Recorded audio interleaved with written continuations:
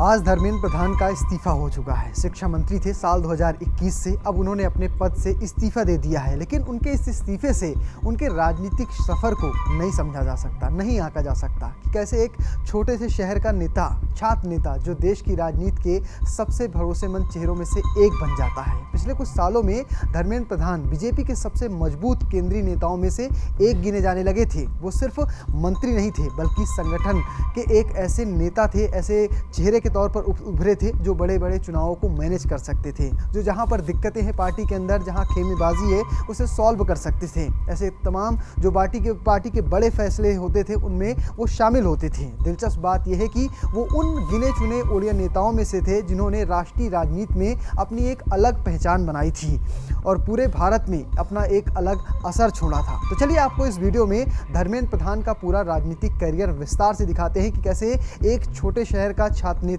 देश की राजनीति में छा जाता है।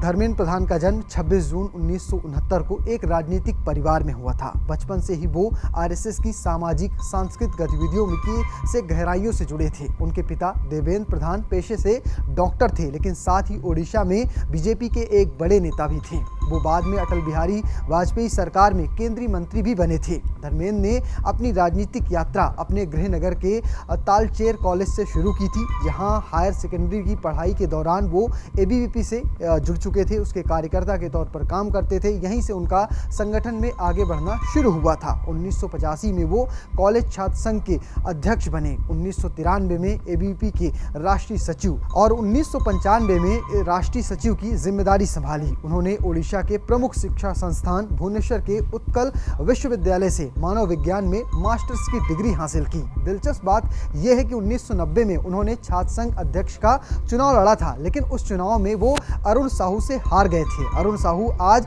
बीजू जनता दल के वरिष्ठ नेता गिने जाते हैं।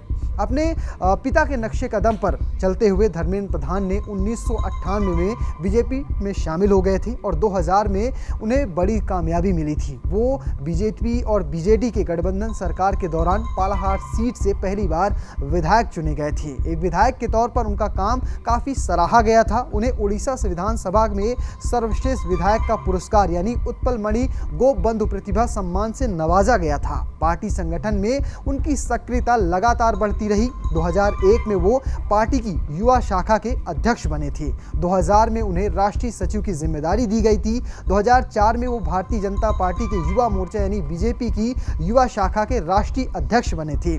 उसी साल 2004 यानी उनके संसदीय सफर की शुरुआत भी हुई थी, जब वो देवगढ़ से लोकसभा के लिए चुने गए थे। बीजेपी की राष्ट्रीय राजनीति में सक्रिय भूमिका निभाते हुए धर्मेंद्र प्रधान को 2000 में बिहार से राज्यसभा की सीट मिली थी। 2014 में जब नरेंद्र मोदी देश के प्रधानमंत्री बने तो प्रधान को पेट्रोलियम मंत्रालय की जिम्मेदारी सौंपी गई थी। इस दौरान वो उज्ज्वला योजना जैसी पहलों और एलपीजी गैस की पहुंच बढ़ाने की बड़े अभियानों में गहराई से जुड़े रहे थे। 2014 के बाद जैसे जैसे बीजेपी का प्रभाव पूरे देश में बढ़ता गया, प्रधान को ओडिशा में पार्टी का सबसे प्रमुख चेहरा माने जाने लगा। वो बीजेपी के शीर्ष नेताओं के बेहद करीबी नेताओं में गिने जाते थे। 2018 में उन्हें मध्य प्रदेश में दोबारा राज्यसभा भेजा गया। मोदी सरकार के दूसरे कार्यकाल में भी केंद्रीय मंत्रिमंडल में उनकी जगह बरकरार रही। 2021 में उन्हें शिक्षा मंत्रालय की बड़ी जिम्मेदारी दी गई, जिसे उन्होंने एनडीए सरकार के तीसरे कार्यकाल में भी संभाला। लगभग 15 साल बाद धर्मेंद्र प्रधान 2024 के लोकसभा चुनाव में सीधे चुनावी राजनीति में लौटे और संबलपुर सीट से भारी जनादेश के साथ जीत हासिल की। ओडिशा में बीजेपी की जीत में भी एक अहम भूमिका निभाई उन्होंने। धर्मेंद्र प्रधान को ओडिशा में बीजेपी के संगठन को मजबूत करने वाला मुख्य कह सकते नेता माना जाता है। वो उस दौर में राज्य का दौरा करते रहे जब वहाँ पार्टी की मौजूदगी लगभग ना के बराबर थी। इस मुश्किल दौर में भी उन्होंने जमीनी स्तर पर असरदार नेताओं को पार्टी से जोड़ने में कामयाबी हासिल की। उनकी रणनीतियों का ही नतीजा था कि बीजेपी ने साल 2017 के पंचायत चुनाव में शानदार जीत दर्ज की और 2019 के लोकसभा चुनाव में ओडिशा की 8 सीटें जीती थी। 2024 में जब बीजेपी अपने दम पर सत्ता में आई तो उसने बीजू जनता दल यानी बीजेटी को हराया और इसमें धर्मेंद्र प्रधान की जो भूमिका थी वो बेहद अहम मानी जाती थी। जो पार्टी के साथी हैं उनके बीच उनकी एक जो अलग छवि है, उन्हें कुशल मैनेजर के तौर पर देखा जाता है, बारीकी से योजना बनाने वाले नेता के तौर पर देखा जाता है। सिर्फ ओडिशा ही नहीं बल्कि जो दूसरे राज्य हैं वहाँ पर भी जब चुनाव होते हैं, बीजेपी की जीत की ज़रूरत होती है, वहाँ पर भी कह सकते हैं उनकी तैयारियों का जिम्मा धर्मेंद्र प्रधान ही संभालते हैं। बीजेपी के भीतर धर्मेंद्र प्रधान पार्टी के केंद्रीय सत्ता ढांचे के बेहद नज़दीक माने जाते हैं। साफ तौर पर कहें तो अमित शाह के बेहद करीबी नेताओं में इन्हें गिना जाता है। अगर करीबी नेताओं के कोर ग्रुप की बात करें तो उसमें भूपेंद्र यादव, विनोद तावड़े जैसे नेता भी शामिल हैं। उनकी असली ताकत लोगों को आकर्षित करने वाले किसी करिश्मे की नहीं है बल्कि संगठन के प्रति भरोसेमंद होने में है। उन्होंने कई राज्यों में चुनावी रणनीति बनाने वाले, राज्य प्रभारी और समस्याओं को सुलझाने वाले नेताओं के तौर पर काम किया है।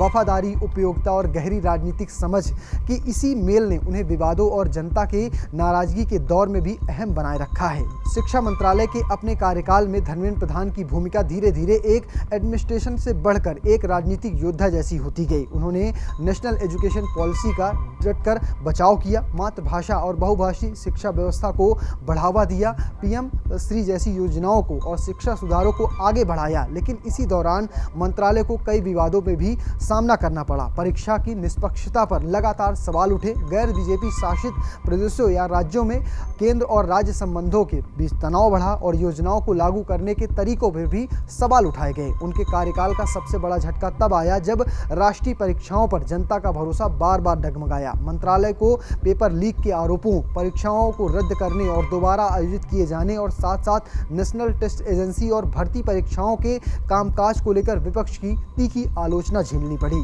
तमिलनाडु के साथ 3 भाषा फॉर्मूले को लेकर लंबा विवाद चला और उन्हीं के इर्द गिर्द घूमता रहा। विरोधियों ने उन पर राजनीतिक दखलंदाजी और हिंदी थोपने का आरोप लगाया, जिससे शिक्षा नीति केंद्र बनाम राज्य के टकराव का भी बड़ा मुद्दा बन गई। इसके अलावा उनके कार्यकाल में शिक्षा क्षेत्र में आरएसएस के बढ़ते हस्तक्षेप के भी आरोप लगे। विपक्ष अक्सर ये आरोप लगाता रहा कि गुणवत्तापूर्ण शिक्षा की कीमत प्रमुख संस्थानों के भगवाकरण से की जा रही है। इन तमाम सारी वजहों से धर्मेंद्र प्रधान लगातार छात्र समूहों, विपक्षी दलों और क्षेत्रीय सरकारों के निशाने पर रहे और अब नीट पेपर लीक मामले में बढ़ते दबाव के बीच उनका इस्तीफा उसी लंबे विवाद की एक बड़ी कड़ी के रूप में सामने आया है। एक ऐसे नेता का करियर जो हमेशा संगठन के लिए भरोसेमंद रहा, लेकिन जिसका सबसे मुश्किल दौर शिक्षा मंत्रालय में ही आया और अब वो इतिहास हो गया है। फिलहाल आपको हमारा वीडियो कैसा लगा कमेंट बॉक्स में लिखना और पेज को फॉलो करना, चैनल को सब्सक्राइब करना बिल्कुल भूलना।